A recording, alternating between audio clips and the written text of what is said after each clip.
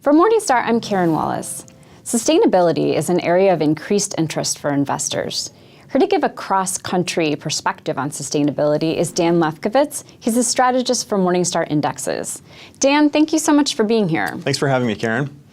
So in the lead up to Earth Day, you released a new edition of the Sustainability Atlas. How does the Atlas work? Yeah, so for those who are familiar with the Morningstar Sustainability Rating for funds, it's very much aligned. So the Globe rating looks at funds' sustainability profiles judged by the environmental, social, and governance practices of the companies in its portfolio. For the Atlas, we're looking at Morningstar's family of 46 country indexes, and we're looking at how the constituents of those indexes stack up on environmental, social, and governance factors. So what were some of the big takeaways from this edition? Yeah, so it wasn't surprising to see European countries in the lead. They're pioneers when it comes to sustainability practices, especially markets in the Nordics and the Eurozone. The Netherlands was the best scoring country in terms of sustainability in this edition. What was more surprising was to see some emerging markets companies score very, very well.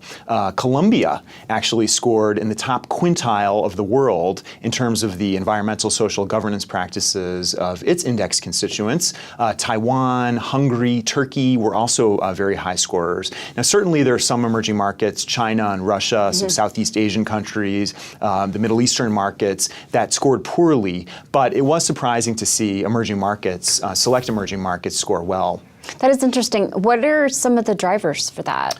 Yeah, so if you take the case of Colombia, several companies prominent in the Morningstar Colombia Index, Bancolombia, Sura Insurance scored very well. In the case of Taiwan, it's a narrow market dominated by Taiwan Semiconductor.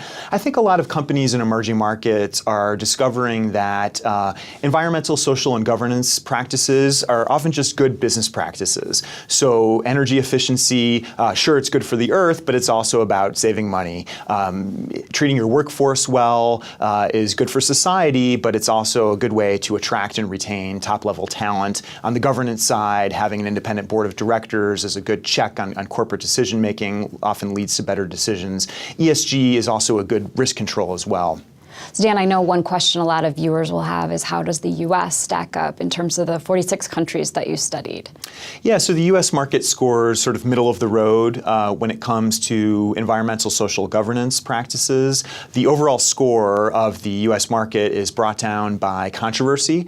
So a lot of prominent constituents of the U.S. market index are embroiled in ESG-related controversies. Wells Fargo springs to mind, Johnson & Johnson, and Apple.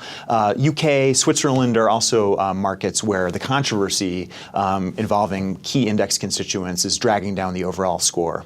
Thank you so much for being here to discuss the Sustainability Atlas. We'll put a link to it in the video player. Thank you again, Dan. Thanks, Karen. For Morningstar, I'm Karen Wallace. Thanks for watching.